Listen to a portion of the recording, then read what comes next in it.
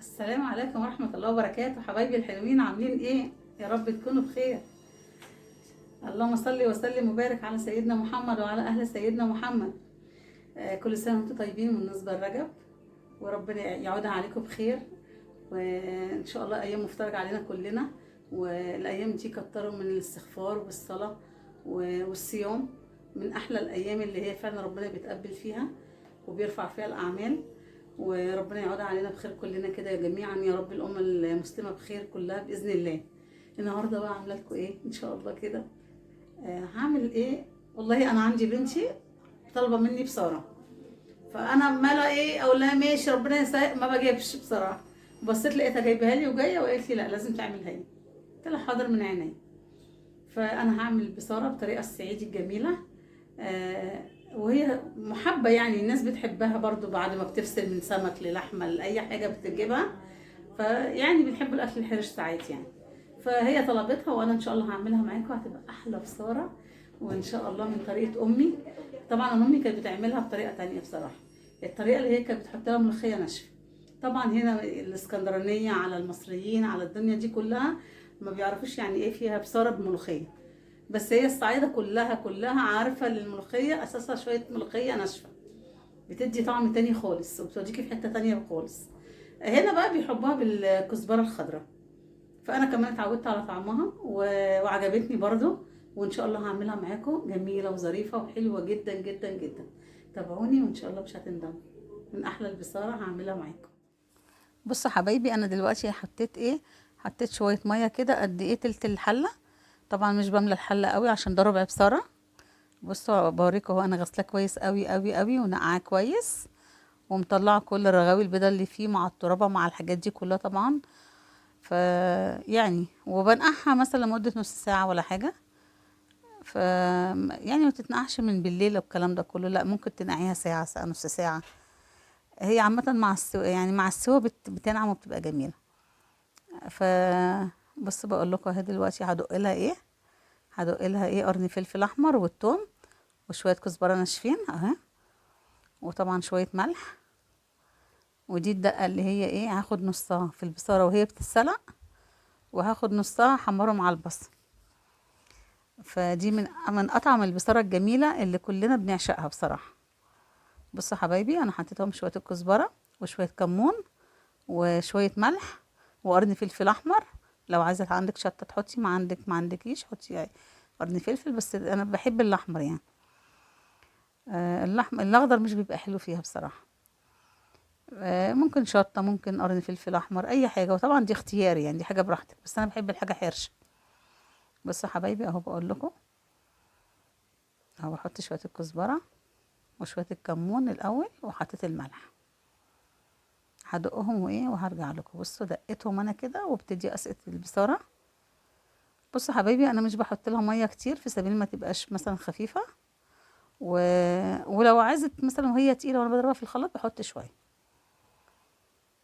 ولو ما عايزتش خلاص هي كده بقى بتستوي على نار هاديه. وما تحاوليش تقلبي في البصاره كتير، عشان هي كل ما تنعم وتنزل النشا بتاعها بتشيط من تحت. فانتي لو قلبتي بتقلبي من فوق، ما بتوصليش للقعر كده، بتبصي تشوفي البصاره اتسلقت ولا لا. ودي بقى كزبره خضراء في سبيل تغير لونها شويه وتبقى لونها اخضر، طبعا بدل الملوخيه اللي انا قلت لكم عليها في الاول. طبعا الناس كلها هنا بتحبها بالكزبره اكتر يعني، وانا عجبتني طعمها واخدت عليها بصراحه. بصوا يا حبايبي، وبخرط بصلايه صغيره جدا كده مع حته توم كده من اللي انا دقاها دي. باخد نص التوم انا اهو، والنص التاني بحمره مع البصله بعد كده. اهو بصوا حطيتها على البصله وهضيف عليها الحاجات التانية دي. وطبعا لو حبيت دلوقتي احط حبه كزبره تانيين، لو الكزبره طبعا قليله عشان حته تومه صغيره انا خدتها. هحط طبعا برضو تاني شويه كزبره وشويه ملح لو عوزت وبس كده اهو. بصي الحته اللي وريتها لكم دي انا بسيبها للبصله. ف... فتابعوني هتعرفوا. كده انا حطيت شويه كمون وشويه كزبره تانيين، حبات صغيره كده بس عشان انا هي واخده حته توم صغيره اهي. بصوا بقى هغطيها كده وهسيبها تتسلق، وان شاء الله كده هتتابعوني فيها جميله. وهي سهله وبسيطه خالص، واكله من الناس اللي هي كلها. طبعا هي مغذيه طبعا، اي فول واي حاجات من ديت بتبقى طبعا بروتين جميل يعني، والناس كلها كانت متعودة عليها في طعمها واحنا بنحبها. يعني انت بتقضيها الايام دي عشان انت داخله بقى على الصواني وعلى الاكل وربنا يقدر كل واحد على اللي هيجيبه في الشهر دوت باذن الله طبعا، وهو شهر خير والله، ربنا هيفرجها باذن الله. ف... فاحنا بنعمل الاكل البسيط ده اللي احنا طبعا مش هنقدر ناكله في الصيام، فبناكله في الايام اللي هي العاديه، ومش مكلف طبعا زي اي حاجه دلوقتي، والحاجه مكلفه وبنشيلها رمضان ان شاء الله. وطبعا والله بتبقى نفسي طالباها عشان نفسي بتحبها اصلا، يعني البصاره دي من الناس اللي بتعشقها. يعني في ناس بتعشق البصاره، وفي ناس يعني ما بتعرفش تعملها اصلا وبيطلبوها من اي حد بيعرف يعملها. كانوا زمان كمان يدلعوها بحته بسطرمه يحمروها مع البصله وراح حاطينها فوق الوش، فبتدي طعم حلو كده عشان البسطرمه اساسا معموله بالثوم برضو. فطبعا لا احنا بنعملها كده فاضيه بس بتبقى جميله. بس انا بقول لك يعني اللي بيحب كده براحته، اللي هيقول لي البسطرمه بتتحط ازاي، بقول لهم بتتحمر مع البصل. في اواخر البصله لما تيجي تدفع عليها بتحمري حتتين بسطرمه كده شويه كده، وبعد كده بتحطيها على الوش بتاعها. بس مش هتتسلق معاها طبعا البسطرمه والحاجات دي، ده بتبقى فوق الوش زينه بس بتدي طعم. لا انا بعملها عادي كده وجميله. وهبتدي دلوقتي بقى اهو. بص لوجي بتقول لكم السلام عليكم، يا رب تكونوا بخير. بصي بتقول لكم ازيكم. ودي طبعا رودينا بنت بيتي، وساره طبعا، هما ليهم قناه طبعا، ساره ورودينا، خشوا بس تابعوهم، قناه ظريفه وجميله كده وكلها ضحك. فهم كمان غاويين طبخ وحاجات كده، فبيقفوا بقى. بصي بصي اهي حبايبي انا بتقلب لي في كده البصل ايه اللي اهو قبل حطيت رودي كده الزيت، ما بحطش طبعا زيت كتير طبعا عشان الواحد ما يهدرش وكده. وهيتقلوا هيبقوا جمال وهتشوفوهم ان شاء الله. طبعا اللي هي البصاره احلى ما فيها اللي هي كمان بتحب بدنجان جنبها، فبتبقى وجبه جميله بصراحه، حرشه وحلوه قوي قوي قوي. فبصوا حبايبي بحمر البدنجان اهو و... وان شاء الله البصاره هي على النار اهي، بصوا بتستوي ازاي. بصوا حبايبي، بصوا البدنجان لما طلع اهو احمر ازاي وجميل. ودقيت طبعا التوم اهو.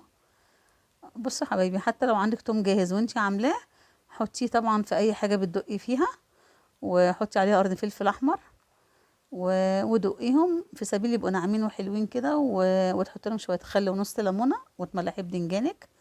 والله شويه بدنجان بيبقوا فظاع، بيبقوا جمال جدا جدا جدا. انا التوم ده بصراحه يعني بالنسبه لي انا كنت حاطاه في الفريزر وكده، بس انا دلوقتي اللي بحطه في الهون ليه عشان انا اساسا عايزاه يتحرش مع الفلفل الاحمر ويدي طعم في بعضه كده. ابص البدنجان شكله ايه بقى، تحفه. لا يفتح النفس بحق ربنا بقى، مع طعميه الصبح، مع بصاره، مع اي حاجه. طبعا البصاره حبايبي انا بعمل ربع كيلو بس، تلات اطباق او اربعه صغيرين، في سبيل كل واحد ياخد له طبق صغير ياكله. يعني انا مش بعمل كتير، ما بحبش بقى نص والكلام ده، طبعا مش بحبها تقعد كذا يوم يعني. هو يوم كده بتبقى ايه مع النفس وكده، لا كله بيطلبها بقى. و... وان شاء الله الايام الجايه دي ايام مفترجه كلها، وان شاء الله ربنا هيفرجها على الناس كلها يا رب. وما تنسوش الدعاء، ادعوا كده على قد ما تقدروا، ربنا يفك كرب كل مسلم وكل بشر على الارض يا رب، مسيحي او مسلم يا رب يفك كرب الناس كلها يا رب، ويكرمنا يا رب في الايام المفترجه دي كلها، ويوسع رزق الناس كلها باذن الله. وان شاء الله ربنا هيسويها من عنده باذن الله. بصوا الطبق بقى وشكله وجماله. لا انا كمان الطبق ده بعتز بيه قوي في الحاجات اللي زي كده بقى. طبعا طبعا الطبق ده انا بضحك ليه بقى، عشان انا كنت دايما احمر بقى فيه الارانب واروح ارصها فيها. فربنا بس يرخص لنا الدنيا شويه واعمل معاكم باذن الله برضه. ففعلا عشان كده بضحك، افتكرته طبعا بقاله كتير متشال. اه او بنت بنتي بص بتقول لي ايه كان يا مكان، لا ان شاء الله مش هيبقى كان يا مكان. ربنا يفرجها على العالم كلها باذن الله وتعمل اللي نفسها فيه كلها. يا ستي حتى لو ما عملتيش ارانب اعملي حتتين بانيه صغيرين وحطيهم فيه. وب... لا لا لا ان شاء الله ربنا هيكرم برضه بالارانب وبالبانيه وبين حاجه. وربنا يعني يكرم الناس كلها يا رب. والله العظيم الاكلات اللي هي بص بتاعت زمان دي احلى من 100 ارانب و100 فراخ و100 الدنيا دي كلها. بص طبعا النفس والعيل بيطلب وبرضه احنا محتاجين، يعني جسمنا محتاج كل حاجة. لا عوضي بقى، يعني انت عارفة، عوضي بخضار بقى، وعوضي بفول بصارة كده، وعوضي بالفولية بتاعت زمان. والله كل الأكل دوت يا جماعة، اللبس رجع بتاع زمان، اتلبس تاني واتلبس بشكل نفس والله الموديلات بتاعت زمان. وأكل زمان إن شاء الله هيرجع تاني. يعني أمهاتنا كانت عايشة على إيه؟ ما كان كلها بتعمل الأكل الحرش دوت، وكنا بنيجي نقول يا أحلى أكل ويا أحلى، ولا الريحة اللي عند الجارة.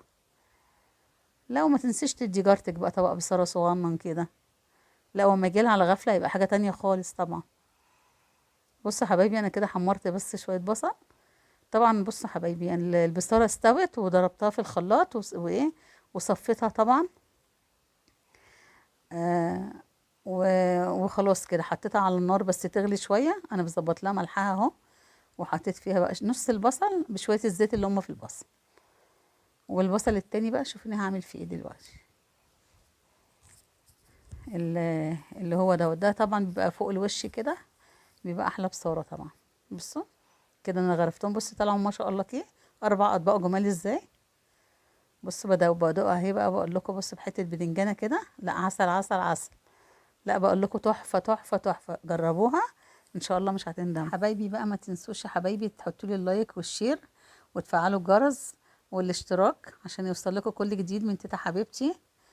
واشوفكم على خير في فيديو تاني ان شاء الله باذن الله، برضو كده بامكانيات صغيره وسهل وبسيط. ماشي حبايبي، ما تنسوش بقى اللايك.